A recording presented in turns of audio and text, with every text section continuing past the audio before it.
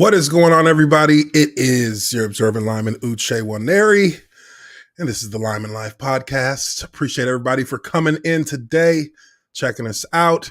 I have a very special guest with me, one of the hot, on fire sports YouTube channels in all of YouTube land right now, 5Points Vids. What is going on, brother? How you doing? I'm just living the life, man. Just living the dream. Living the dream. So for those of you guys who didn't see, I went on and actually did a live stream with these guys for their dumpster fire with 5Points Vids, Urinating Tree. Had some lively conversation ranking out the NFL teams on their tier maker system. And I kind of took that idea, ran with it a little bit on my own. We're doing a little tier maker that is basically a power rankings, and I've got it set up with some catchy little phrases that we use in football to describe certain situations for players and for coaches. So we'll get to that when we get to the power rankings. But to start things off, man, tell everybody a little bit about your channel, man. People who don't know about it. Gosh, I've been around a long time, but really the last 4 years, I really started getting into sports. I used to be a gamer. I started out making Madden videos, but about 4 years ago, I was like, I wonder if I should make videos that people actually want to watch versus some old guy playing video games. And since then it's grown. I went full-time about 2.5 years ago. I got a couple good bounces, and it's been great since. I love being a content creator. I love sports to the core. It's just it's incredibly fun to I think YouTube is great because in all the jobs I've ever had in my career, I've never had an opportunity to use all of my skills, and YouTube is really challenging that way because you have to be a little good at a lot of things to be able to do YouTube. And I've just had a blast it's opened up many opportunities. So I talk about stadiums, I talk about sports. I like to do informational type videos that pretty much can last forever, and that's what my channel is about. Nice. Yeah, no, man. I mean, you do have some very informative channels and some nice. You gather some good data. I liked checking out a couple of your stadium videos. Were cool, and just really on the dumpster fire, you guys really broke down a lot of little nuanced stats about the teams and the players going through the tier maker, which. Again, that's a testament to the sports knowledge. I rely on Tree for the sports knowledge. Yeah, Tree's good at that too. Yeah, he's great at what he does. Well, he always knows like the players and the names and stuff, and I'm just like, I don't know that dude. I don't know who he is because I'm horrible with names. But Tree, who I do a weekly show with, he's great as well. Just a knowledgeable, and the thing is like we cover all sports, like not just football, which we love probably the most, but hockey, baseball, and basketball, even college football, NASCAR, all those type of things. And he always knows, like when people try to drop us with esoteric references, and he always knows them. I'm like, okay, that's good. Thanks for got me. Nobody's dunking on y'all. No. Nobody's dunking on y'all. Man, what'd you think about the NBA season? Just the whole bubble situation. I think they did a great job of keeping Corona out of the bubble. I think that to me, first and foremost, the player safety was incredible. The one thing I have become a little soured on in the NBA is like if you're a fan of Minnesota or a bad market team, you don't have as much hope as say someone that is like a Heat fan or something, because the players now control everything, right? They control the rosters. Like once LeBron became the NBA's GM, the other players figured it out. They're like, oh, wait a minute. I've got power. All right, I can decide where I want to go. And I guess it's tough. If you're a Timberwolves fan, no one's ever going to want to play in Minnesota. Or no one's, Milwaukee's trying to do the best they can under the rules and the framework, but they're not really orchestrating like the Nets are, you know. Yeah. But I don't know. I thought the season was great. I thought it was pretty obvious that once the Lakers got Anthony Davis, that it was a foregone conclusion. I was really surprised at how early the Bucks went out when they should have Yeah. been in the finals there. But they just reloaded. They added some more pieces. So but the sad part is like, why doesn't James Harden want to play with Giannis? Right? Instead he wants to play with KD and Kyrie. It's weird that James Harden in a place like Dallas, because I'm a diehard Mavericks fan. Mhm. I think him in Dallas would be. I mean, that would be unbelievable. Right. I think that's a championship contender immediately with him. They got talent, and they've with Doncic and Porzingis. Oh man, Yeah.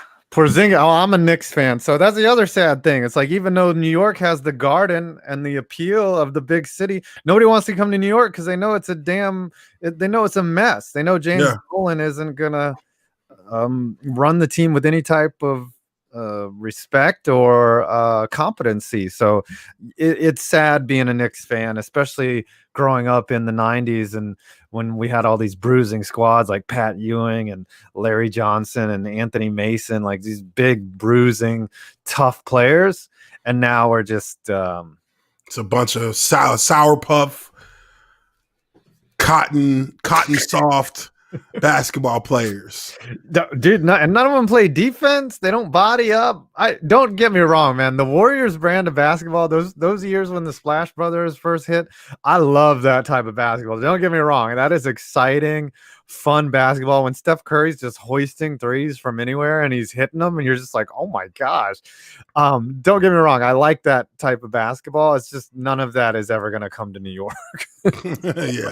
Yeah, New York has always been that physical, down in the trenches kind of team, which was ugly. But just like the Giants when they played football, like in the 80s, like that, that grab, clutch, and punch and type basketball, and that it's not coming back. It's never gonna come back. I'm sad. And I mean, I guess speaking about New York sports, New York Giants. They got the win over the Eagles, which was I don't know if it's impressive or if it's just pitiful, because I mean, you think about the Eagles have been an utter disappointment this year, and you wonder when is the bottom going to fall out? When are they going to finally just when are they joining the tank division, as Tree would say? But it's like that team that gives you a little bit of hope, just enough hope so that nobody gets fired, and you try and act like you're going to reload for the next season. But the Giants, what does this say about them? Does this say that Daniel Jones is starting to find a stride for the moment, or are they trying to find an identity, and they just took another step towards that? Daniel Jones is really interesting because through the first 8 games, it was like he can play, but right, that was the big thing. He can play, he can do these things, but he turns the ball over, or his arm, he doesn't have good pocket presence. He can't throw deep enough. And the last 2 games, he's turned it around where he's making the throws he needs to make. Evan Ingram's actually catching the balls that he's supposed to catch, and he has not given up the ball, and that's important. Like, yeah, the turnovers will kill you. It's like walks in baseball, like you can't be giving away the ball for free. And that's why the Giants have won the last 2 games, because Jones hasn't turned it over. And I think the jury's still out on him. The Giants are going to have a tough stretch to close out the season, and but he does have talent. Like, he can get up to 20 miles. Like, where he's got some speed that I don't know where. It comes out of nowhere, right? Yeah. I'm like, yo, why doesn't he run more? I mean, clearly you can.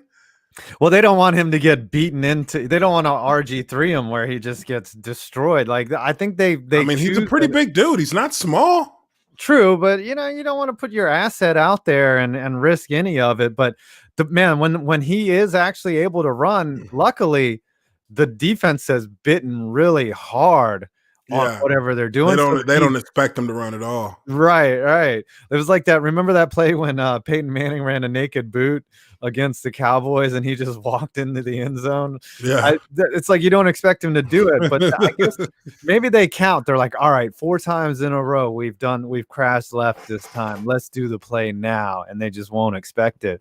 But man, when he gets it open, he's doing what Saquon used to do Yeah. without any help, which was bust off big runs. And man, Yeah. they say that I think he gets up to 20 some odd miles an hour when he's running. I'm like, what the hell? Where do you get those jets from? Yeah, I mean, he does have speed. I mean, he ran himself into his own, into getting tackled a few weeks back. He was running so fast, ran himself straight into the ground.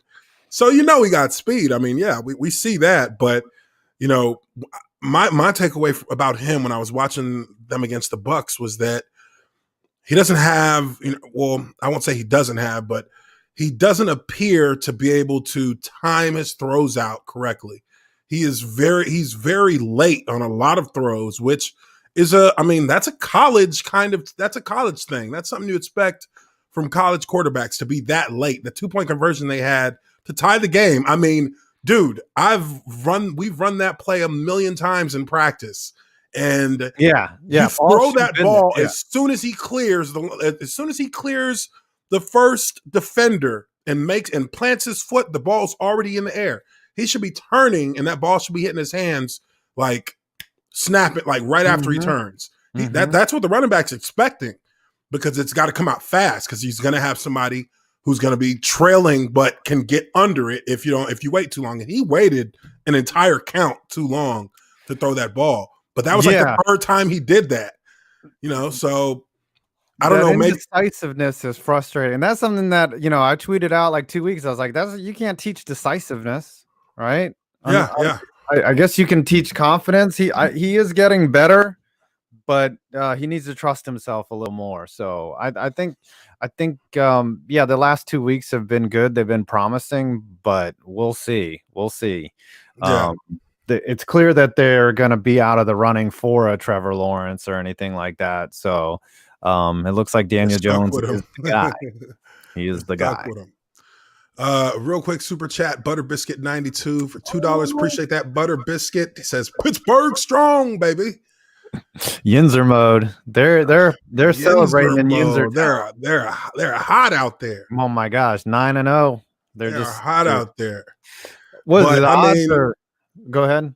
No, I was just gonna say they've got, with as far as the Giants go, they've got 2 tough games. I mean, 2 like you're not winning that game, out of the next 6 on their schedule. You got the Cardinals, you got the Seahawks. But other than that, they got the Browns, they got Cincinnati, Baltimore, Dallas. I think that Baltimore's beatable for them. If they play a great game, they can beat a team like Baltimore. The last 2 games, the defense is against the Eagles. I think the Eagles were like 0 for 12 on third down. That's clutch right there. Yeah, that's like, good if you defense. Can get off the field on third down, then you have a chance to win every game. Even if you gave up big plays on first, second, it's going to come down to third downs. Yeah, and they've played better, and the line has played a little better. That's also been improved. Yeah. The line has to start with the line in order to, be able to have the ripple effect on everybody else. And if you're getting more protection, getting a better look down the field, you can expect better protection. Then it's easier to just focus on what you're throwing the ball to, and find open receivers, open tight ends. But absolutely, of the teams they got to play, another team I really want to talk about, because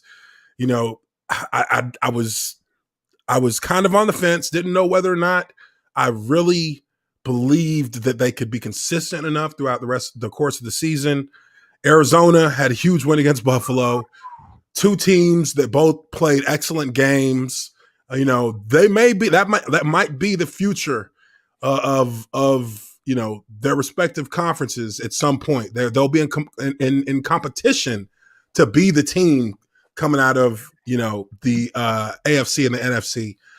The Cardinals, DeAndre Hopkins, I bet he's getting 50 to 100 million coming out of nowhere pretty soon. Oh my god. From Jordan, from Jumpman, with those Jumpman gloves he was wearing with the Hail Mary catch.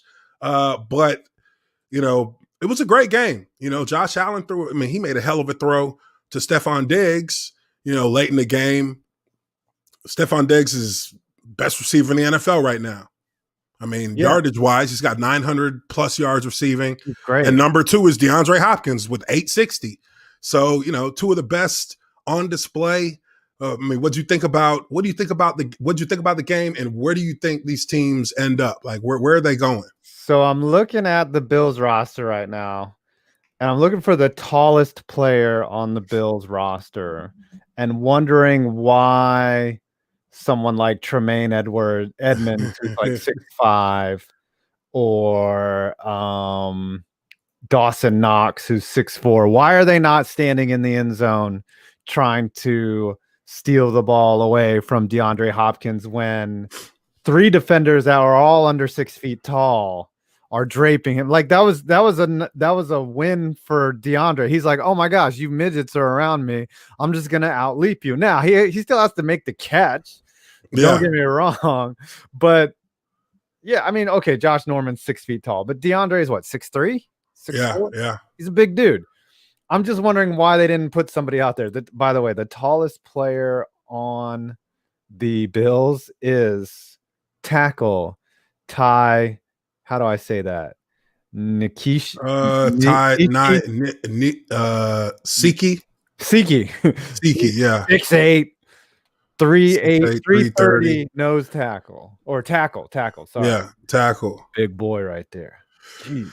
Anyway, you know what? They've got a good offensive line. Buffalo does have a good O-line. Oh, they got a solid O-line. They're keeping Allen upright. I thought the game was incredible. I thought what Hopkins did I thought that what Murray did was even more impressive because he was on his way to getting sacked and they flushed him left. He's running to his left in a full sprint and throws a bullet down 50 yards, like it's nothing. Like, I mean, it was the last play. What can he do? Oh, he's just throwing it at this point. It's some Aaron Rodgers type magic, and Hopkins like Aaron Rodgers really did. Yeah, just went up and got it. And I don't think the Bills saw that coming, but man, they played a great game too. So the Bills could make a deep run, and the Cardinals could make a deep run, but that clearly pulling that out of their ass. I think the Cardinals are a solid wild card team from that. And they're a team that you can't just speed bump them on the schedule anymore.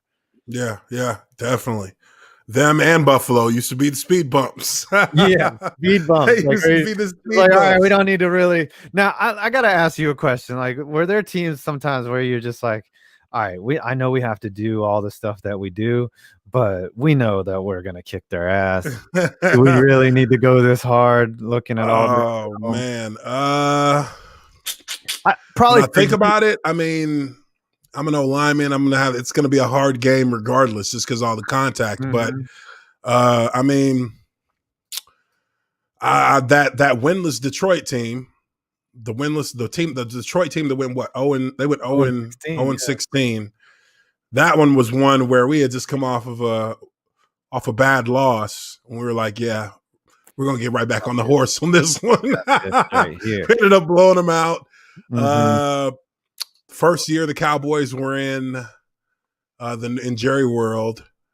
I remember that year we were going there, and they didn't have Romo. Romo was hurt, so they had John Kitna in there. Oh God! And we were like, you're like, we were like, yeah, we about to steamroll these cats. We ended up beating them 35-10. Yeah. So there have been games like that. I mean, every time we played the Colts, we're like, yeah, we're not going to throw the ball this game. We're just going to run. Mm-hmm.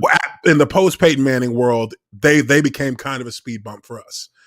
But with Peyton Manning, oh God, dude, it was like, I think we won like twice when I was playing when they had Peyton Manning. What's a defense though that when you were up against where you were like, man, you were preparing weeks out because you're like, man, that's going to be an ugly, physical, bruising game. What's the defense that you remember where you're just like, oh, I don't know if I want to do that.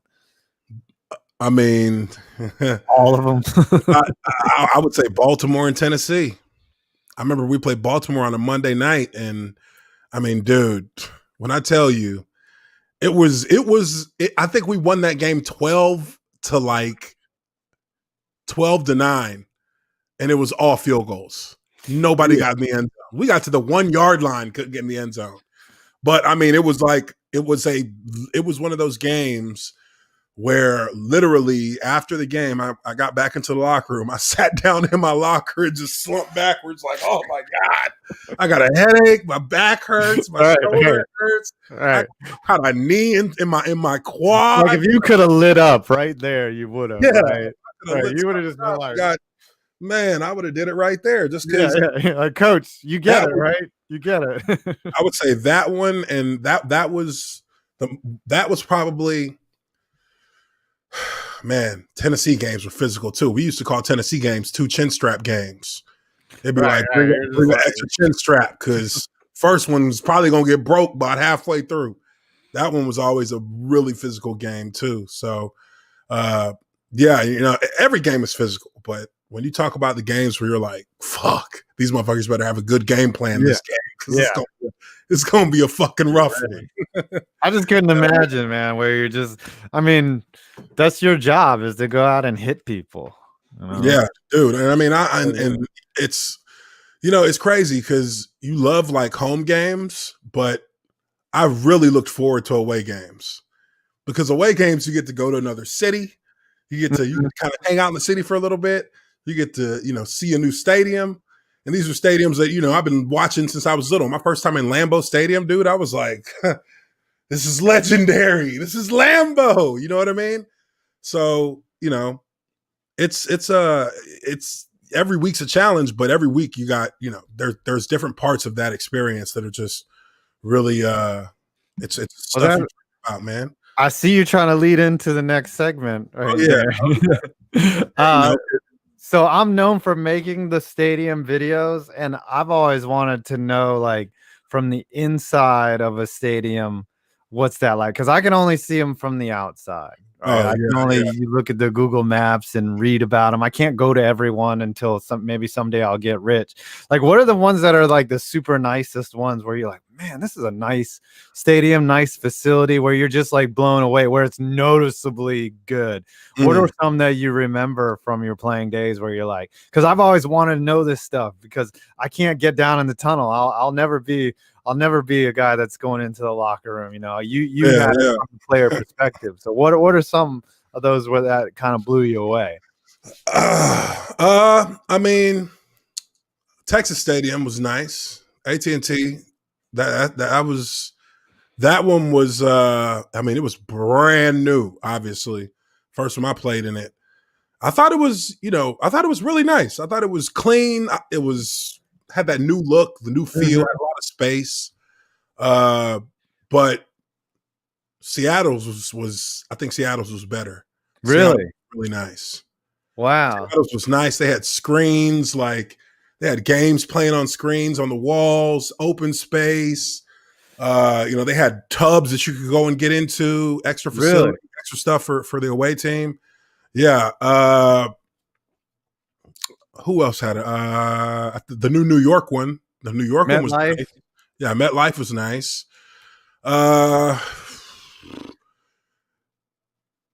Yeah, I think those were like the ones that when I think about new and like kind of like modernized, those are probably State Farm in Arizona. How's that one? Did you play at that? No, I didn't play. I didn't play there. I never played there. They played they came to Jacksonville when we played them. How's Duval as a stadium? Is it shitty or is it? I mean, look, I'll say this: Shad Khan came in when he bought the team, and he turned our locker room into a state of the art locker room. Like our locker room, I would say, I mean, I didn't even think the Cowboys locker room, because when I was in Dallas, that was the last year in Valley Ranch. So Valley Ranch was a piece of shit. Like that shit was terrible. But the AT&T's home locker room, I mean, it was like it was a nice away. It was the same as the away locker room. It was nice. But it wasn't like a home facility locker room where, you literally can lounge around all day like you're at home. But Jacksonville's got Shad Khan turned it up. He turned it up. He made it into like a resort kind of setting. So like our steam rooms were like all like granite walls, like had the little like the nice patterns on it. You know, nice steam like a room. nice hotel. Like yeah, it looked like a really nice hotel. And everybody has like everybody has screens in the locker. You watch the games and stuff. Film, yeah, nice. You've got your own like LED like panel that has your name, your jersey, your number, and it's all lit up. It's nice. Now take me through the experience. Like, okay, you're going on the road and you're traveling to another city like Minnesota or something like that, right? Like y'all fly out how many days in advance before? Oh, dude, we leave on Saturday. They're not gonna let us. They're not gonna. It's not like basketball. Right. They let you just hang out there a couple days before the game. Hell no. So you get there and there's no real practice or acclimation. Like you're just there and the game is next, basically. Yeah, you get there, you're free. We get there about 2 o'clock, 3 o'clock in the afternoon. And then you're free until like 8 o'clock, 7:30, 8 o'clock. Then what? Team dinner? Just team meetings because they know everybody's going to go eat. So there'll be food there, but if you want to leave and go get food somewhere else, you're free to do that. But you come back, do meetings. Meetings are like an hour. Then you're free until until bed check at like 11:45, something like that. So, I mean, I've only seen one time when a player actually tried to like sneak out, and this was like the dumbest shit ever. I'm like, you've got to be fucking kidding me. You're our number one receiver. We're in Seattle, and you leave in the middle of the night. Our security found out he left because they saw him. The security for the hotel saw him leave. And then he comes back at like 6 or 7 in the morning, and the security's waiting there for him. Like, what the fuck? Where are you at? And so we're like 3-3 at this point. So we're like, dude, what are you doing? 500. We're trying to like make a run here. All right. And this dude, he sits the whole game. He doesn't play. Yeah, it's really hard to miss a 6'5" super athletic guy leaving the hotel where only really like one team is staying there, right? Like you basically rent out the whole hotel, right? Yeah. We take like 4 floors. Yeah. Like nobody in, nobody out. And you've got security guards at the elevators in the hallway. So they got a book with every player's mugshot in it. Everybody who's supposed to be on that floor, not even right. Yeah, it could theoretically be someone's cousin that just came to visit or drop something off, right? It's like, oh, you should play in the NFL. You're 6'5" and super athletic, But no, like hopefully he went out and got some pussy at least. Hopefully. I mean, of course that's what he did. That's the only reason you would leave, right? It was Mike Sims Walker. Oh, yeah. And he was having a great year. And we were like, what are you doing? What are you doing? You're not playing now. Right. Those are those team reasons, like violated team rules, suspensions that you never hear, that you never get the real story on, right? They just wondering why he's not in the game, even though he's the number one. And that's pretty much. So I had a buddy that I went to high school with who played for Virginia Tech, and they were in the Orange Bowl. And their starting center basically took on like 4 or 5 cops in a pool hall, and they gave him every opportunity to get out of it, and they still just kind of let him go. They're like, dude, calm down. You're in the Orange Bowl tomorrow. Like, you don't want to go to jail, do you? And he like tried to fight him and everything. And they basically cuffed him, let him calm down, sent him back to the hotel room, didn't arrest him. And he played the next day. Like, and this is all the kind of shit that nobody ever finds out about, because nobody runs their mouth about it, And I'm just like, that's why these athletes, sometimes they get to the NFL and they've gotten away with so much that it's plausible for them to think they'll continue to get away with it, right? I mean, look, that's college. College is a little bit different. I think college is a little bit different because I mean, I got into some shit in college that easily I should have got arrested for, like, and somehow I got let go. Right. But in the NFL, oh no, they get their name in the newspaper for putting you in jail. That's true. It's a little smaller town, right? In Yeah, college, like you're gonna get fired for screwing the game because the judge has money on the game, right? yeah. The whole system is designed Everybody, for, yeah, right, everybody's gonna be at the game. right. You But in know? a big city, right, or some reporters just waiting to hear on the scanner that an NFL player got pulled over. Like they're there. Like they're Oh, like, yeah. oh, Oh, dude, yeah. what? Uh-huh. They're Woj is there. like, yes, it's time to make some money, right? It's time to get some Oh, tweets dude, out. and I'll tell you what, man. I never told people. Well, and I'm not going to tell the story today, but I Off have a air. story. I have a story that I'll tell to you sometime about. Okay, about wait. So, good. I know you want to hold that off. I want to rewind to last night. Okay, okay. when we talked about the Chinese billionaire that lost $2 million in 10 minutes. What was even more interesting to me was before that you said that Ahmad Bradshaw was to your left, Cap is to your right. Who else was there? Like, did you just happen to run into them, or are these like your boys that you hang out? Well, I ran into Kaepernick. Uh-huh. I ran into him earlier that day. He was getting smashed on the baccarat table, and I jumped on with him. And this is like my second day ever playing baccarat. I had already won. And you're just I had already won the night before. Because so here's the story. I got to Vegas. Within like 10 minutes, I lost like 20,000 on blackjack. how And they do you. I was so pissed off. I was unusually pissed about this. I don't usually get pissed, but I was unusually pissed because it happened. I hadn't even gone up to my room yet. Right.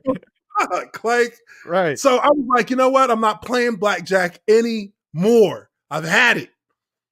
My homeboy was telling me, yo, you need to play baccarat because another friend of mine was Ty Lawson.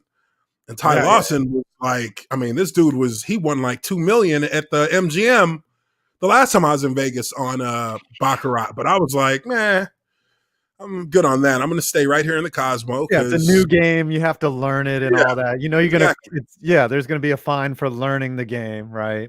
So I remember that. Okay. And I like go and sit at the baccarat tables right behind the blackjack tables. And this is like in the high limit area at the Cosmopolitan. And I'm sitting there, and there's this nerdy looking guy. He's sitting there. He's got male pattern baldness down the middle. And, I'm sitting down. I'm like, I just can't do blackjack anymore. And he's like, don't worry, man. Sit next to me. We're going to make good money. I'm like, I don't even know how to play this. He's like, don't you worry. I gotcha.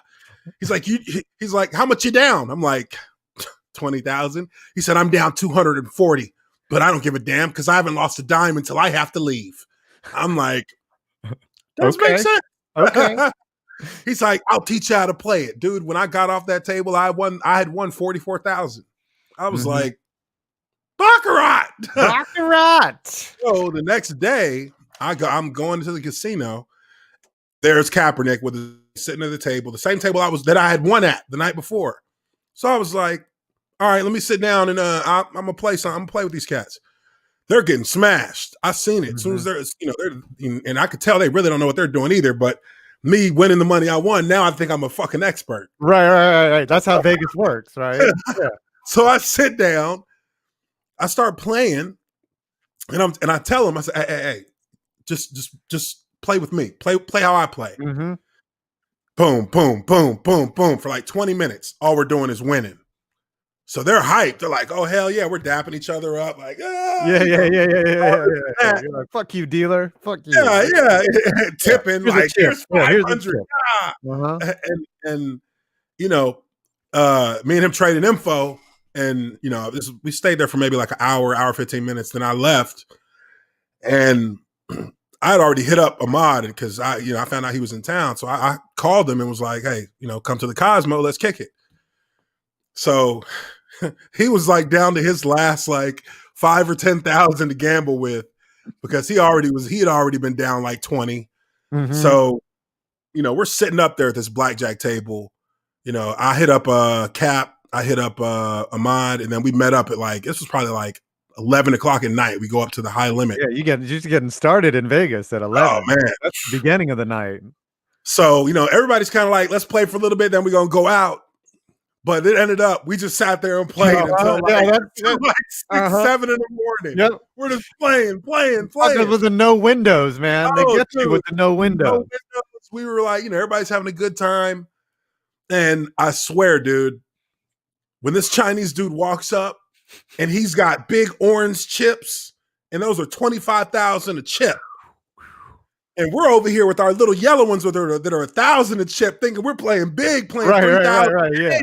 Yeah. We went in a little bit. We're going back and forth. Dude, this dude comes in. He puts down. He came in. He had some orange chips in his hand.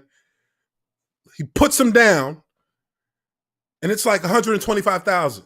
And we're like, we all slide our chips back. Yeah. You're like, all right, let this man have the table. Back a little bit, and we're like, go ahead.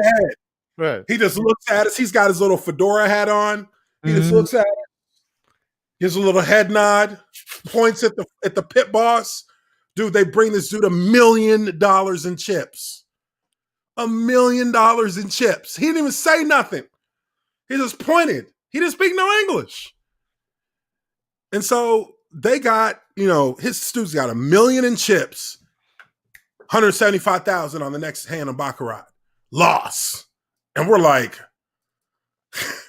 that's like almost $200,000. He just lost. And we're looking at the little chart and we're like, he should be playing something else. But then we're like, but he's Chinese. Right. It's not bothering him. Yeah, he knows what he's doing. We're not going to say a word. This guy sat there and kept going. He lost that $1 million. He lost $1 million. He got another $1 million. Walked to a different table. Played like one hand, two hands there. Then came back to ours. And we haven't even played a hand. We're looking at him like, let's watch this dude. And he plays on our table and loses the rest of that second $1 million. And he had this look on his face, like it wasn't a look of like pure anger, but it was like annoyance. Like he was annoyed. He was like, God damn it, and another $2 million today. The assistant he had with him had a little binder, and he would speak to her, and then she would say something to the pit boss. And there was like 8 pit bosses that followed this guy as he walked, and he was walking around this rounded corner, and we could hear him mumbling something. He sounded fucking pissed when he was mumbling in Chinese. He's just walking away though. He's like, I guess I have to raise the rent on one of my slums and get that extra $4 million back. Dude, when he got around that corner, I swear to you, every single one of us at that table, the dealer, the pit boss, everybody playing, we busted out laughing so hard. We were like, what the fuck was he doing? What is this guy doing? He's an idiot. Like, look at all the money he lost. What are you doing? And he just $2 million though. I mean, we were just like, it was like the Twilight Zone. We're like, what is he doing? Could you imagine where were you staying? Where was this at? The Cosmo? It was at the Cosmopolitan. Could you imagine his accommodations though? If you roll in $2 million, if you're just betting $2 million, like in 10 minutes, and they brought him that money. That's like that's a marker. They brought him to $2 million, so he's got his credit is. Mm-hmm. You've seen what is it in Atlantis in the Bahamas, the Bridge Suite, right? Yeah. That's probably where he was staying, like whatever the equivalent of that is. I was staying in a bungalow, and I think that he must have been in the presidential. I remember one. Shit, I was impressed. One time I was out there, I was staying at the Venetian, and they screwed up and tried to get me out of my room at midnight on accident. Like they forgot that I had extended my stay, and they put me up in a baller suite, and I was like, this is nice. And I was only paying like 100 or 200 a night. I can imagine what the several floors up is like. I mean, dude, I don't pay a dime when I go, because I mean, I've played so much there. I don't pay anything when I go there. They just consider you a whale now. Yeah, I've only lost there one time. I've lost so much like money. 15 years. Well, not 15 years. Like what? In 11 years. Vegas now that the scurb is legal there is lit. lit. Oh my gosh. Yeah. I mean, you can just veg out at the tables and just, I mean, yeah, like you said, like, yeah, let's go out. You're like, fuck that, man. I'm hot. Oh yeah, dude. I'm hitting on these I tables. don't go to Vegas to party. I don't go to Vegas to party anymore, dude. I go to Vegas just to gamble. That's it. I don't care. No What's party. crazy, what's maddening about Vegas to me is that you'll happily lose $200 at a table and very angrily buy a $20 drink at a club. Oh, And just dude. be like, what the fuck? I'll take losing money gambling over losing money partying any day of the week. Oh yeah. Oh yeah. There's I at least got some I got some kind of chemical response from the gambling. Right. You know what I mean? All I got was watered down vodka. You know Like, what I mean? I just couldn't have, like, I remember being in the club, like, and we ordered like 4 drinks and it was like $80. And I was like, oh my gosh, dude. Me and Mojo, our birthdays are right next to each other. So I'm on the 20th of March. He's on the 21st. So me and him go to Vegas one year, and he won't be pissed that I tell this story. We go to Vegas. It's right during the AFC Championship game or championship weekend. So we're watching the games. That was the year that the who was it? It was the Chargers and the Jets, I want to say. that would have been a playoff weekend. That would have been the week before then. That was divisional. I think that was divisional. The divisional game. That was the game where Antonio Cromartie had the kill shot on the running back on 4th and 1, and he stopped in the hole and did not even attempt to tackle the running back. I forget. Was Cromartie? He was with the Chargers. Yeah. He filled the hole beautifully and stopped because he was scared. Damn. He didn't commit. He didn't commit. He would have stuffed the run, and they would have went to the AFC title game. We watched that game in Mojo's suite, and then we went out that night. We go out that night, and I think we went to it was Paris Hilton's club at the time. I know what you're talking about. Yeah. And we go to this club, dude, and I don't know. Well, it was more of a birthday thing, right? So he has the section. I get there, and this was like I was low key embarrassed at myself on this one. We get there, and I don't go out like that clubbing in Vegas. Obviously, at this point, this is like our fourth year, my fourth year in the league. So I had just got my contract extension. I did whatever I wanted. So I go in, and I got like 2 blunts rolled up in my pocket.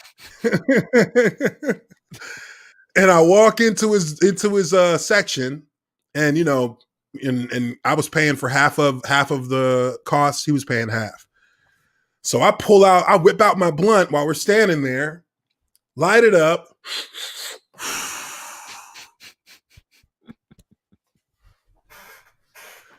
Security guard. He's like, you're gonna have to leave. What? I'm like, I looked at him like, excuse me, sir? What are you talking about? I gotta leave. He's like, no, you gotta go. You can't smoke that in here. I was like, oh, okay, I'll put it out. And I started putting it out, and I put it back in my pocket. He's like, no, you gotta go. So I'm looking at him kind of confused, like, so I reached in my pocket and I pulled out $1,000 and was like, here. No, you got to go. I don't want your money. You got to go. I'm like, here's $1,500. He's like, no, you can't give me. He said, I don't want your money. You have to go, sir. And Mojo's looking at me like, what's going on? I'm like, this is Vegas. He doesn't want money. He doesn't want money. Like, what's wrong with this dude? All right. Is there a button I have to push on this guy for him to accept the money? And I look at a couple of other security guards, and they're looking at me like, they're like, shit, I'll take the money. You can say, like, right. Can you offer it to me? Right. That's what they were giving me. They were like, shit, offer me that. I'm like, what is going on? I thought this is Vegas. I thought everybody likes money here. Right. Why is taking my money. And they take us out the back of the building because Maurice was like, I'm not staying if he's getting kicked out. So we all left, like me, him, his homeboys. And I felt a little bit embarrassed because I was like, damn, it's this dude's birthday. It's my birthday too. And I just fucked it up. But I kept thinking back to myself, but this is Las Vegas. Right. Like, what's going on? He didn't even buy hey man, I don't know the rules. Like, I thought that I read somewhere that you could do this. I'm very sorry about, like. I tried to play that game, but I was like, I guarantee he'll take the money. Dude, yeah, I know. I was a bouncer forever. Like, I would take the money, like, for real. Like, I'm making $10 an hour. And one of the other security guards caught up to us when we were walking through the back, like this long back corridor. And he's like, look, man, that dude just got promoted. He been on a power trip all week. I don't know why he didn't take that money, because I would have took it. Everybody in there said they would have took it and let you stay. So, just sorry about that. I'm like, that's what I thought. I was like, I thought that something was wrong. I'm like, in Vegas, when you pull out $100 bills and start handing them out, people will let you do what you want to do. Right. Isn't that the point of living in Vegas? Like, you came for the money, right? Like, yeah, like that's why you're working. They're never paying you enough. Yeah. Ever. But what the hell's wrong with that dude? I don't know. Yeah, man. yeah. That's Vegas. That's one of my Vegas stories for the. Mine are very uninteresting. Mine don't involve any fun. Like, with you, like, I'm sure you gamble. You said like $1,000 a hand or whatever. I'm like, where are the $5 tables? Shoot, dude, I'm not trying to go there unless I'm coming back with some nice coin. Yeah. Matter of fact, vacations are centered around, in my life, my vacations are centered around whether or not there's a casino nearby. Oh, dude. Have you gone to like Mexico? Have you done a Mexico? Nah. I did I've done the Bahamas, I've done Montreal. I've done where else? I've done Arizona. I've done California, San Jose, the area. You need to do Mexico, because like Mexico, it's relatively cheap to get there. Flights are good, and you get all inclusive. And for one person, like $2,500 for the whole week. Everything's included: food, alcohol. The beach is beautiful. Like, that's like the Bahamas, though. Yeah, casino on the property. And the other thing is, like, the water. If you go in the summer, it's that nice, like, bath water type in the pool. Not too hot, not too cold. Like, you can put your feet in it and like not freeze. Like, Mexico was lit, man. I like Mexico, and they take care of you. Like, Senor, would you like another margarita? And you're just like, yes. Yeah. Shoot, why not? I've been to Cancun before, but that wasn't the best experience. No. You need to go like Punta Cana or something. Yeah. Do that shit up. But there generally has to be somewhere that I can, like, gamble, hang out. Well, that's why a cruise ship is tight too, because like, but usually like shit. And it's true. Like, even I get motion sickness on boats like that. So I got motion sickness. We did a catamaran or whatever. Oh, it's the worst. Yeah, and I got bad, so I just was like, I felt like I needed an infirmary. But then once I recovered, we got drunk and I was good. Yeah. I recovered more towards the evening, but got a super chat here. RC from NYC, longtime member on the channel. What's up, Uche? What's up, 5 Points Vids? What's up? What's up, chat? Hope everyone is well. Hashtag damn son. I see you, RC. Good dude there. Yeah, dude. What else? I guess let's do the tier maker. I got the tier maker here. Let's do the tier maker. This is gonna be for week 11, even though it says week 10. We'll still, let me share this here. Let's do this tier maker. Oh, look at that. We need to get on StreamYard, man. My little low budget production needs some StreamYard's cool. It's cool. We like it. Well, the problem is whenever we do video chat, like there's a audio delay, and I'm too lazy to figure it out. Like, and you Uh, know, I mean, this is delayed when you're watching it live too, but oh, okay. So, is there a desync between our audio though? Like, no, there's no desync. okay, No that's what. desync at all. Yeah. So as everyone knows, and this is from last week, we did it's a little bit interactive, but generally the final call on a position comes down to what I think.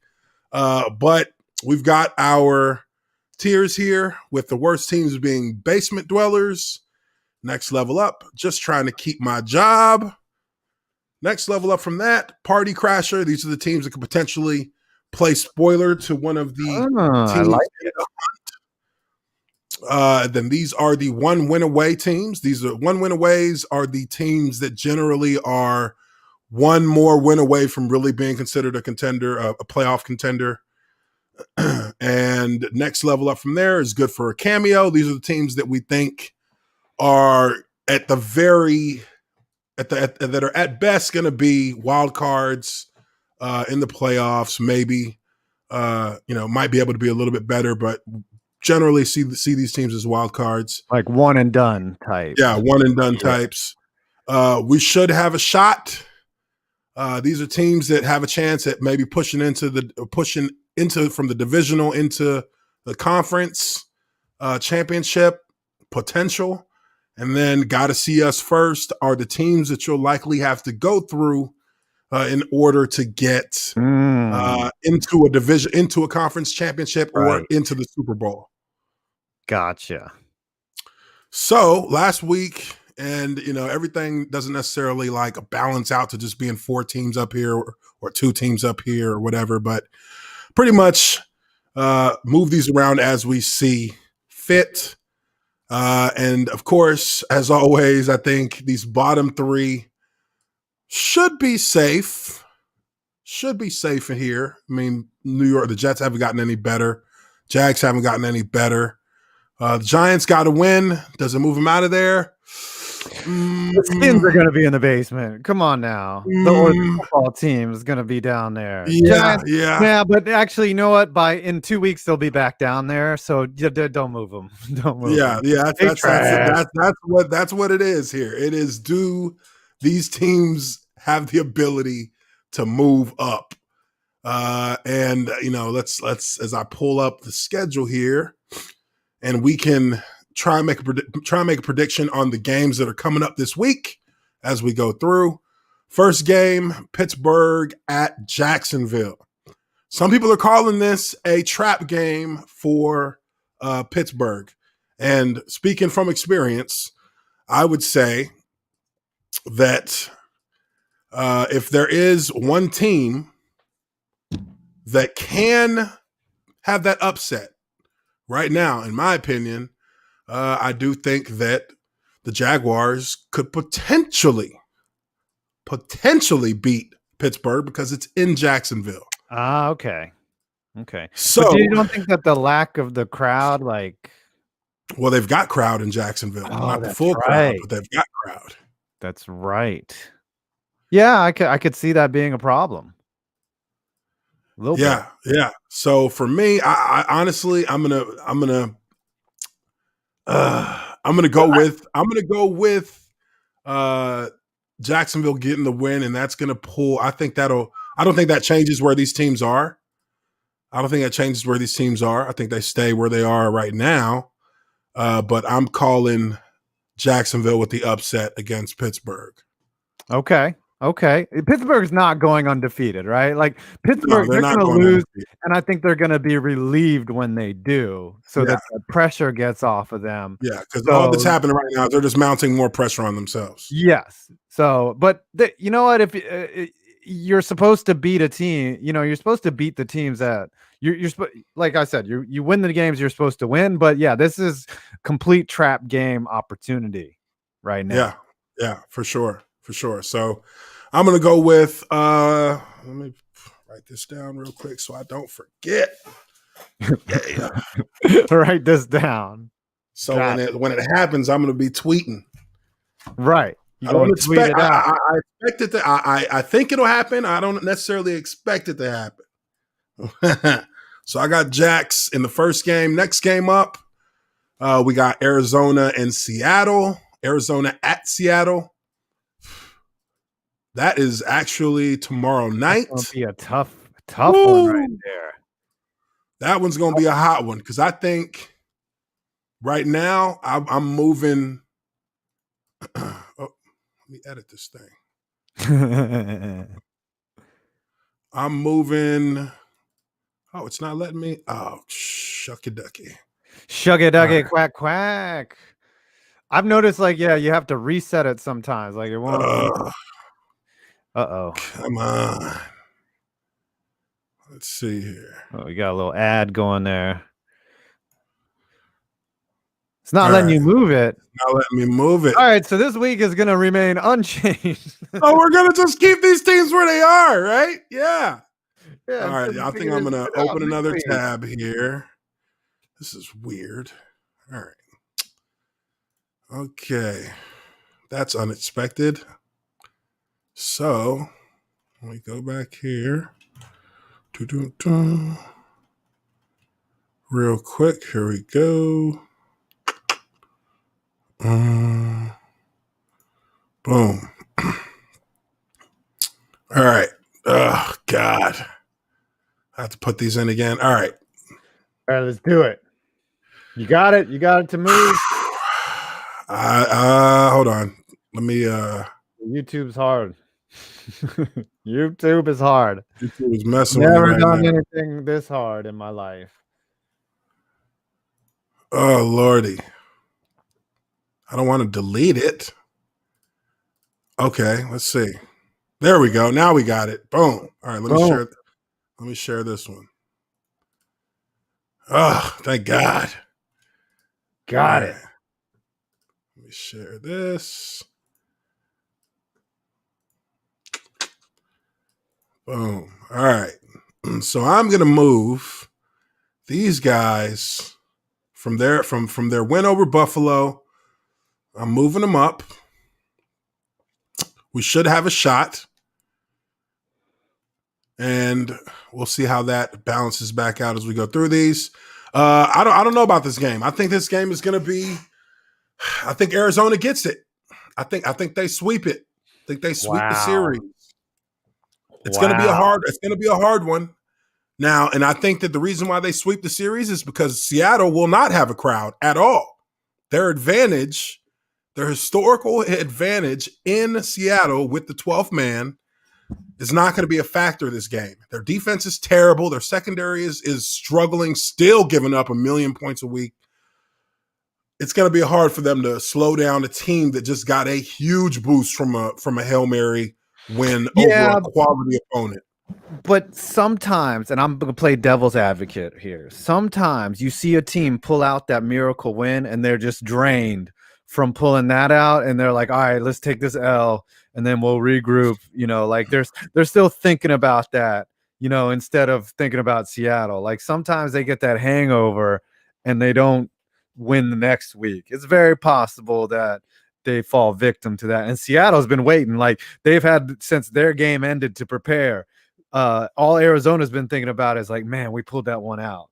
Like Seattle's been like, damn, we lost. They're pissed off right now. Yeah. I mean, that's true, right? But I think also if you're Arizona's coach in the locker room, you're telling these guys, you know, believe, you know, this is another big step in our journey. You know, to be able to be a winner, you have to take the win. You have to make the plays. We made the plays. Even against, you know, all odds, we made the plays.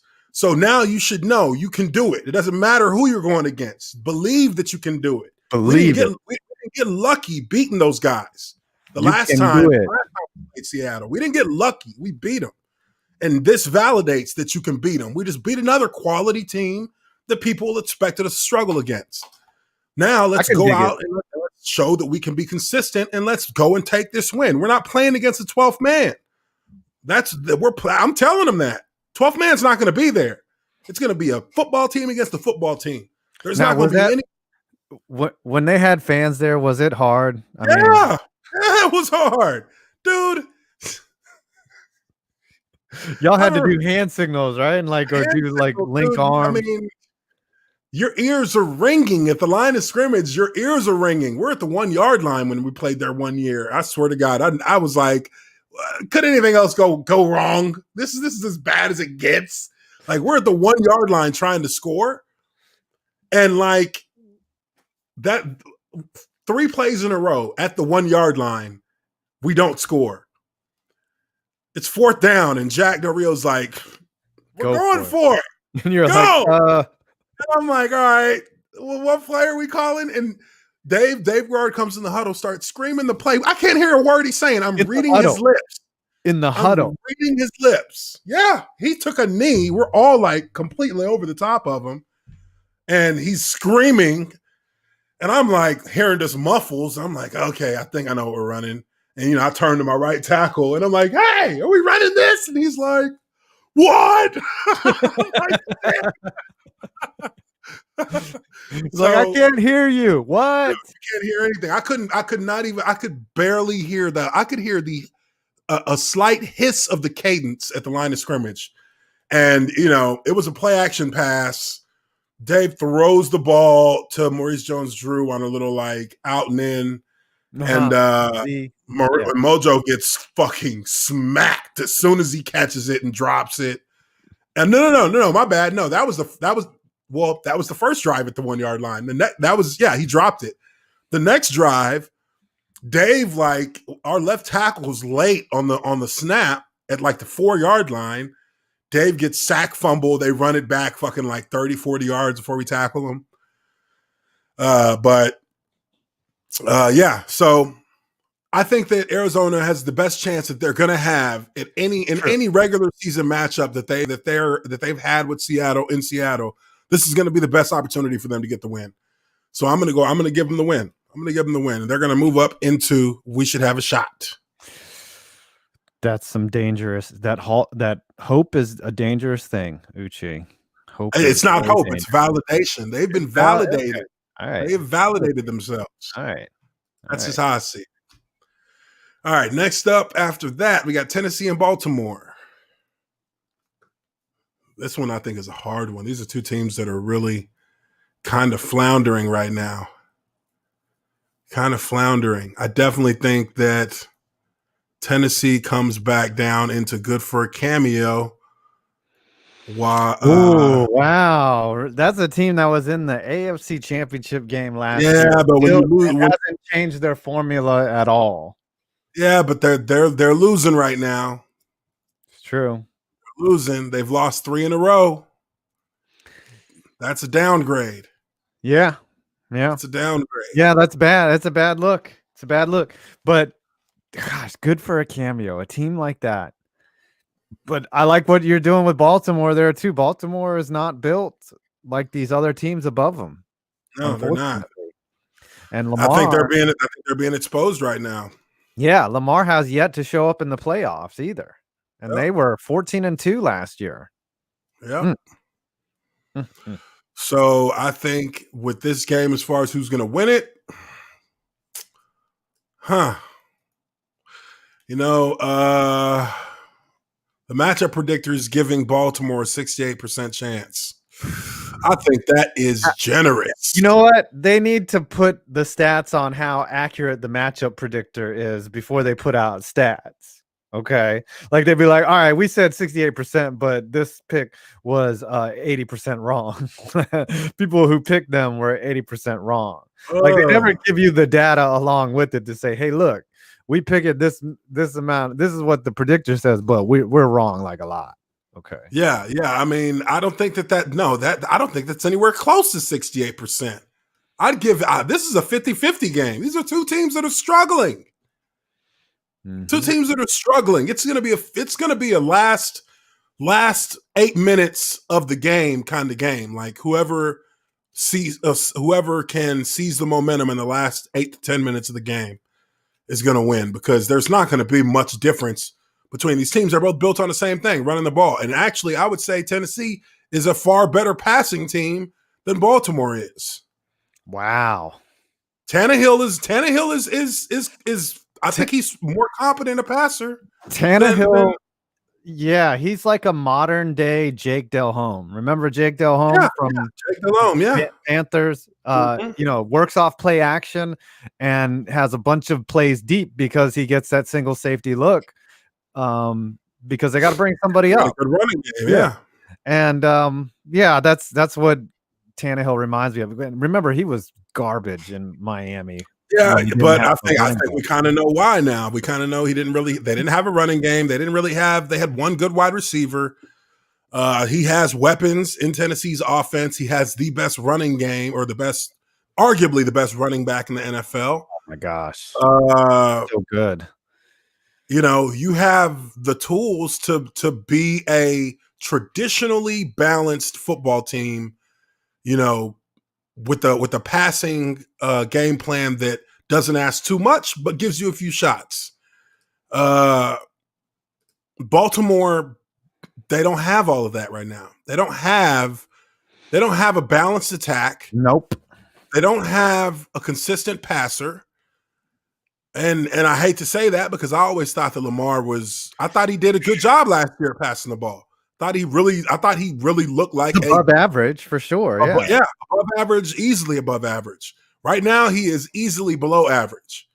And his running attack is he's good for an explosive every game, but they need they need three scores then if he's going to be running to score the ball. They're going to need three running scores.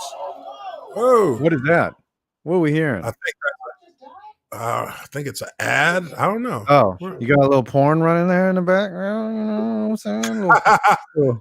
Little only. Oh, there it is. Oh, you got close. I think if you go to presentation mode, it takes away all that stuff. Oh my God.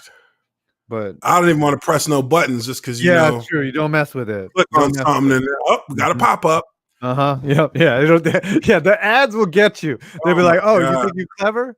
Okay, hide me. Hide this browser window right here." They'll fucking get you on the toilet. No, oh yeah, they'll get you, and then they'll get your freaking video struck down. yeah. Music. They got music in there. So I mean, I don't know. What do you think about this game? Who do you got in this one? I mean, this one is it's Tennessee in Baltimore. I got the Ravens, man. Like Ravens. I think they just can't be bad forever, right? They can't be. It can get worse. Yeah, well, that's true. It can get worse.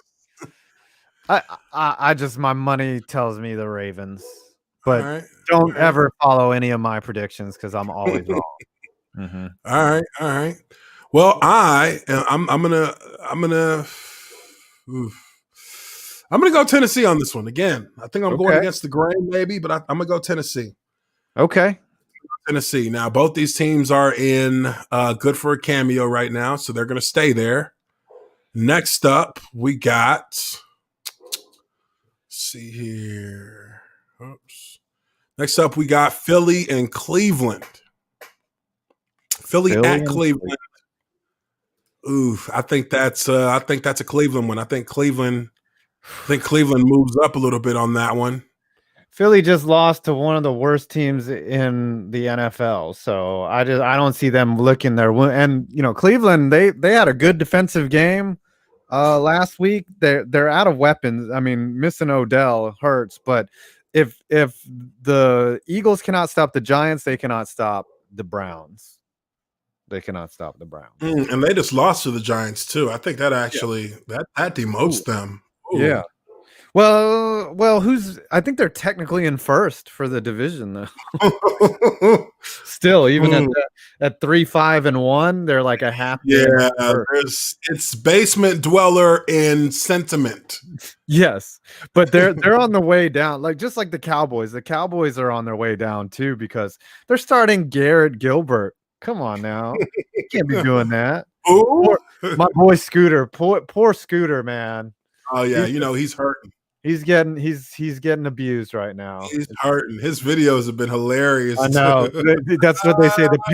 The pain gives you the creativity, right? It sure does. It gives you the creativity. And I mean, yeah, I have to put them down there because you can't lose to one of these teams and not be demoted at the very least. Gotcha. They come down. But let's go on to the next one. New England at Houston. Houston is they're they're coming down too. Yeah, bring Houston down. They're definitely coming down. New England. New England, you can only hurt yourself by losing this game. That's true. Because I'm not moving you up if you win. I'm not moving you up because of your win. But if you lose to Houston, you're definitely moving down. New England is like an enigma, though. Like they got to beat the Ravens pretty convincingly. You think that? Yeah, they did. I'll give you that. So maybe it's Belichick. I'll give them a bump for the win because Belichick is finding a way to stay relevant at least. Yeah. He's finding a way to stay relevant. That's fine. He's a party crasher right now. He's a party crasher. Yeah. I'm impressed that Cam's still healthy too. First, I would figure he would have. Well, he only missed a week from Corona, so if they lose to Houston, they're going back down. Going down. Yeah, I don't think he was recovered fully enough from Corona. Maybe because they said did he have symptoms? I thought they said he was sick. I think he was asymptomatic. I think. Was he? Okay, well. What some athletes have gotten Corona and just come back. Like if you watch baseball, the Rosarena, he just came back and started hitting home runs like left and right, like, hitting him off his I got new energy. Yeah, I needed the rest, man. Thank you. Yeah. All right. Next up, we got Cincinnati and Washington. Cincinnati at Washington. Ohio boys matching up. Ooh. Chase Young. I got them guys at Party Crasher right now. Now I'm moving down. We're moving down the Washington team because they're the basement dwellers. Because they lost to the fucking Lions. Yeah, they lost to the Lions. They're going down. I think the Bengals win it. I think it's they got whooped, but they got whooped by a good team, so they're gonna come back and be like, all right, it's time for us to whoop up on somebody. Oh yeah. Now here's the team we should beat. Let's whoop their ass. Yeah. Matchup predictors, what they did. Matchup predictors giving Washington a 56.2% chance. Off of what logic? That's a great question. I don't know what logic they're using in that either. But I'm definitely thinking Cincinnati on that one. Yeah. I like Cincinnati. They're rebuilding way too fast though. Maybe they tank this game. Maybe they intentionally throw it. So they're like, hey, we need a left tackle. Come on, guys. Stop winning. We need a left tackle. Joe Burrow, if he can get help, boy, he's gonna be something, man. He's gonna be something. I agree. So we'll keep them at the Party Crasher right now. Detroit at Carolina. I think Carolina is not a terrible 3-7. As hard as that is to wrap your head around, they're not a bad team. They're doing, but Detroit is way worse than their record. Way worse. Yeah, Detroit is worse than their record, and they're going to Carolina. They're not going to have Christian McCaffrey this week again, but I think that they're a competent enough team to get a home win against an opponent that really they're man for man better than. Yeah, I like Detroit in that game, though, even though it's just away. No, I'm saying the opposite. I like Carolina in that game. What am I saying? Yeah, I'm like, huh? I got my team confused. No, Carolina's better than they look, and Detroit is worse than they look. So I think Carolina pulls this one out. Plus, Carolina's not actively, but I don't know, man. Every Detroit fan that I know is rooting against them. They're like, we're not making the playoffs. Can we just lose? Can we do it? I think if Carolina wins it, they go up to Party Crasher, but I'm keeping both of them there, just trying to keep my job right now. Just trying to keep my job. I like it. I'm gonna keep them there. Just trying to keep let's see. Atlanta at New Orleans. Mm, I don't know. Atlanta's doing what they do. They're giving you a false sense of hope that they might be figuring something out. But I don't buy it. I don't buy it. I'm going with the Saints, but I'm also keeping them where they are because This is I a don't. trap game. Yeah, it's a trap Total, game, total and trap game. it's a trap game, and I don't believe that the Saints are capable of moving up any on this tier list. Yeah, I don't well, believe they're.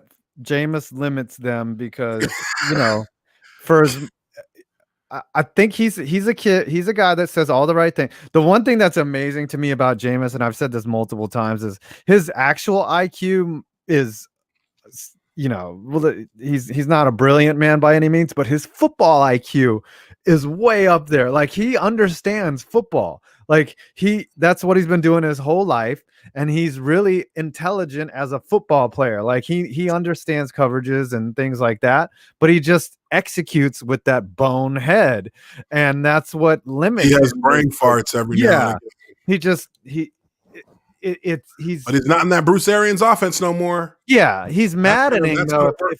If you're a coach with him, you're like, Jameis, how can you be so smart and understand how all these plays work and then just not and do dumb things with the ball? And I think that Sean Payton will try to manage him, but he's not Drew Brees. And Drew Brees was carrying that team a lot to 7 wins. So we'll see. I just it sounds like a very trap-ish game for the Saints, and it's also a divisional rival where a team Yep. is built to beat them. So Yeah. I like the Falcons, honestly. Ooh. Bold prediction. Yeah, It is bold, and honestly, I think you might have convinced me. I think I'm going to go Atlanta too. I think I'm going to go Atlanta too, but I'm still keeping them at party crasher. If they win it, then they're going to still be a party crasher because they don't really have much of a chance beyond that. So, let's see here. Next game, Miami at Denver. I'm going to go. I'm going to go 2 a time. Oh man, this was probably if I was like doing a survivor pool or someone was like, hey, you got to bet one game, I'm betting Miami because number one, they're heating up, and Denver's really cooling off, and Drew Lock is getting exposed now that he's back in the lineup. I think, and Tua is just raising his game while Drew Lock is going the other way. This one's easy to call. I think it's Miami all day, that cements them, and we should have the shot. And I think you might consider dropping Denver down after this week or even now. They looked bad. Yeah, they 2 consecutive weeks. They did look bad. They do come down. They got to come down. Yeah. They got to come Fangio's got to be wondering about his buyout clause at this point. He's reading the fine print. He's like, okay, if they fire me after 2 years, then they got to give me this much. Yeah. Because I tell you what, we're not very talented. I don't know if we're going to get it done. Yeah. All right. That dude was around though for the league forever. Yeah, he was. Ever until they gave him a shot. So I hope he succeeds, honestly. But Denver's a tough place to be right now because John Elway kind of hasn't, other than signing Peyton Manning, what has he done? He hasn't done anything. Yeah, I think it's rough for them in Denver right now. And usually that's a hard place to play at too, but not when they suck. When it's cold. Oh my God. Oh yeah, dude. The times we played there, luckily we got in there in October before shit got crazy. Oh my gosh. Yeah, that one game, that playoff game where it was Peyton Manning and the Ravens beat them. I was getting cold from my living room. I was like, I need to put a blanket on. This is bad. Hell yeah. All right, next game up, and I think we're almost, we got like 4 games left after this one. Next game up, we got the Jets at the Chargers. I think it's easy to call this one a Los Angeles win. Can the Jets get any lower than the basement? Is there a room underneath like the groundwater or some shit that the Jets can be in? Because they are the They are terrible. They haven't even been in game. They haven't blown any leads because they haven't had any leads. They are bad. Yeah, they're bad.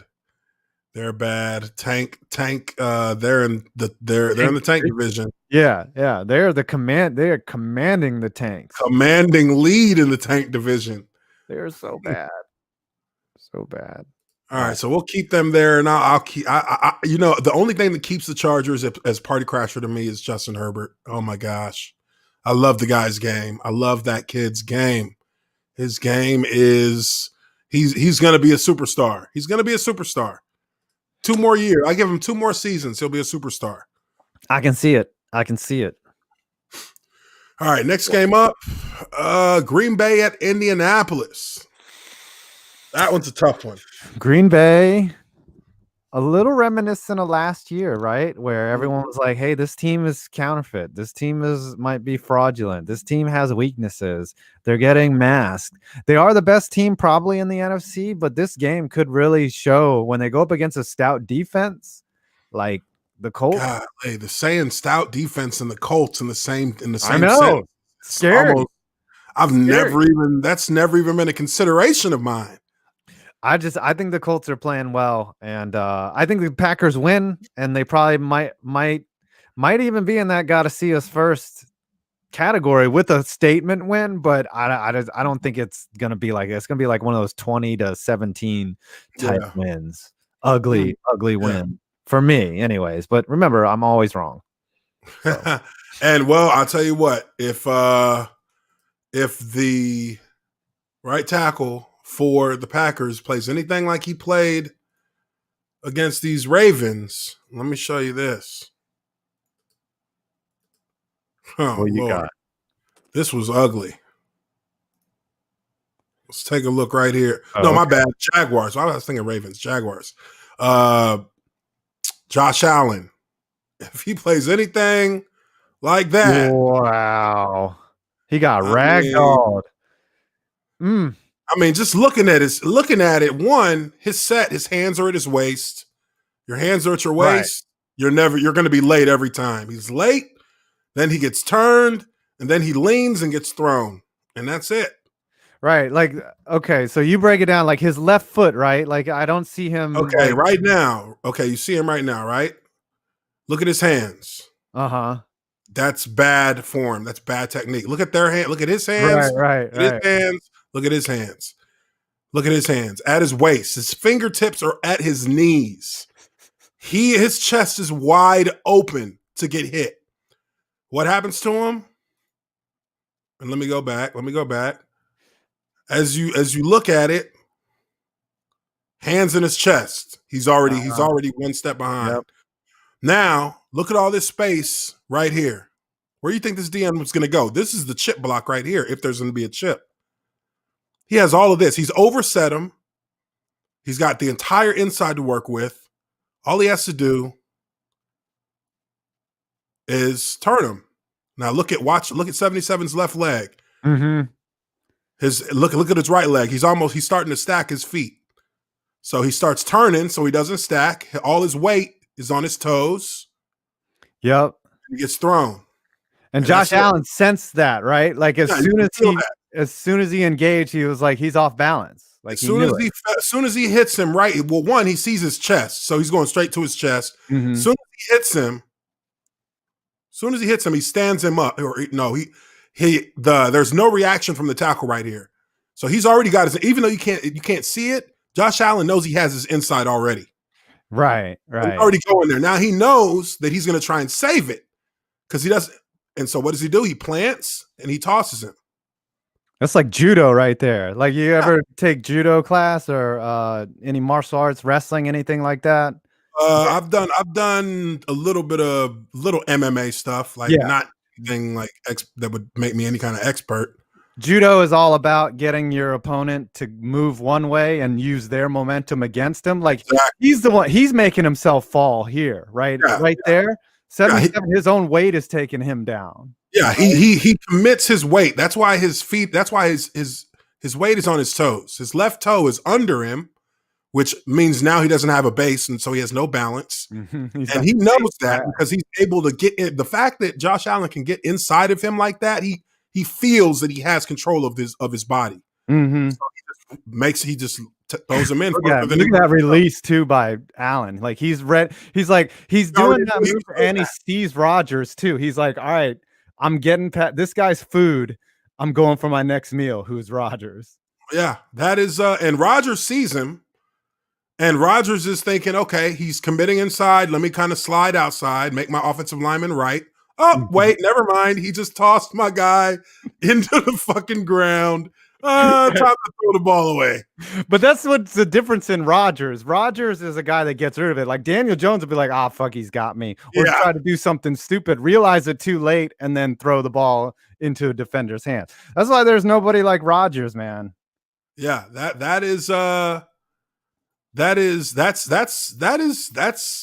elite level, an elite level move from Josh Allen. Yeah, Nasty. That's a nasty move.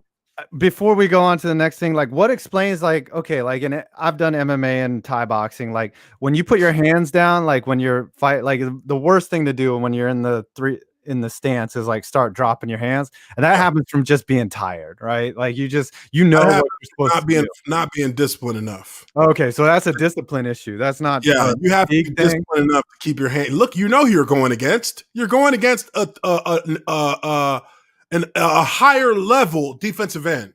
First round pick. He's produced some good games. He has had some good production. You know who you're going against. Your hands down that low when you're in your pass set in the course of a play, you're wasting motion to get your hands back up. So, Andy Heck was my O-line coach. He's the O-line coach right now for the Chiefs. He called that, you have to have economy of motion. You have to have your hands, you have to be positioned and have your hands in the best position to use as little amount of motion to make your block as possible. You don't want to have wide ranging swings to make, like when offensive linemen do this to punch, where they're doing that, that's bad technique. When they're coming, I've done the hands down a few times where, I was tired, but you start realizing it because if a guy's good enough and he sees you do that, he knows if you do it again, he's going to attack it. So I always tried to shoot one hand first and keep one hand up like a boxer because I did boxing for a few years. So my jab hand up and then I control him with my left hand since I'm left-handed. So, that's just in boxing, man. Once those hands start coming down, you're just asking, like every inch of your face is just asking to get hit. Yeah, for sure. Okay, so next up we got Dallas at Minnesota. Two underachieving teams. Two underachievers just trying to keep their job. Mike Zimmer Dalvin Cook is going to be a big. He's going to be an X factor in this game. Cowboys, as we know, are decimated with not having a quarterback to play with and a defense that has talent but continues to just be a leaky ship every time a ball gets thrown into the air. So I'm going to go with Minnesota with the home field advantage. Yep. And Dalvin Cook. But Dallas is still trying to find who they are. They can't. They don't have an identity. Yeah, no. They can't move the ball. They can't stop from scoring. Those are two things you need to do. It's just troubling. But I'm looking forward to Scooter's videos about. I love when he tweets, "Why do I do this every Sunday?" We're gonna keep them at just trying to keep my job. And next up, and then we got one more after this about Mike McCarthy. Sorry. Yeah, people warned him. Yeah, hey, everybody kind of like was. Yeah. I mean, I think Marvin Lewis would have had them playing much better football. Yeah. Kansas City at Las Vegas, the rematch, the one team that brought down the Chiefs. I think it'll be a different story this time, to be honest. Yeah, I think this is going to be a blowout. Yeah, I think coming off a bye too. They had a whole 2 weeks to adjust. Yeah, their game planned out. I think they lost that game to Las Vegas initially more because of their hubris over them just being physically outmatched and outcoached. They just thought that they had that win just because they were just the Chiefs. Yeah. And they got taught that you're still playing in the professional football league. This is where professionals play. Those guys get paid a lot of money too. So yeah. I will keep these teams where they are. I actually I will be bringing. Let me see here. No, I'm going to keep them where they are. Las Vegas is 6-3. That's solid enough. How did they get to 6-3? We were calling them trash after like week 3. I mean, yeah. Let me look at their schedule. I mean, I called them. I didn't think that they were. I didn't think they were doing anything. But then next thing I know, I look up and they got 6 wins. And I mean, they beat the Browns. They beat the Chiefs. They beat the Saints. Magic. I tell you what, when COVID's over, we all got to do a Vegas trip where we go catch a game from Allegiant. Oh, dude, I'm with it. And I'm with it for sure. Maybe we wake up and go to the game. Arrive on a Saturday. We'll just go from casino to the game. Yep. Shit, I wonder if they have casino in the come on. They probably do. Did what? Hell yeah, they do. Dude, you can go anywhere and find a table in there. Oh, right? Yeah. In Vegas? Guarantee it. Guarantee it. So we'll keep them where they are. But I'm going with KC on this one by a big shot. All right. And last game, we have what? We got the Rams at Tampa Bay on Monday night. 6-3 versus 7-3, and they both tough to call. That one's a tough one. I think that might be the hardest one to call in this week's matchup, just because it's a great matchup. It's a great matchup. It's like dessert on Thanksgiving weekend for a game like that. I know. That's a good one. That's a good one. Thanksgiving? No, it's not this Thursday. Next Thursday. Yeah, next Thursday. Yeah. I am going to. Man. I'm going to move Tampa up. It's good for a cameo. But in Tampa. With fans? Man, with fans, yeah. That's hard. That one's hard because the problem with Tampa is you don't know which Tampa you're getting. You don't know which one you're getting. But then, hey, what about Goff? To see which one of him is you getting? That's why if I was a gambler or a handicapper, I would stay away from this game. Honestly, I don't see. It could be a blowout. It could be down to 1 score. I don't see it being like one of those 1-score game, like a 7-8 point game. Like it's either a last-second field goal or a blowout. It's one or the other. Because both teams are kind of similar in their inability to be consistent enough to be called just good. If I had to pick, gun to my head, I would probably say Tampa. Just for I can agree with that. I would say Tampa too. Tampa 2. Soft zone. Yep. So there you have it, ladies and gentlemen. I think that is our tier maker for the week. There's 2 teams that are sitting in the gray area here with the Colts and the Bears. And the Bears, I could easily take them down a notch, but I'm gonna keep them where they're at. Oh, what? Nagy's playing for his job, though. Come on now. I don't think they're 1 win away. I think Nagy is definitely if they don't make the playoffs, if they finish 8-8, Nagy's done. He has proven that this is a shit show on him. Yeah. And I think that era ends without a playoff appearance. Hell, they might even fire him with the playoff appearance. Yeah, they might still fire him. Yeah. Yeah, we'll see. Somebody like Bieniemy. They're 1 win away, but I mean, it doesn't look. The arrow's pointing down. Oh, that win is getting bigger and bigger for them because they're going in the wrong direction. 1 win streak away. Yeah, wrong direction.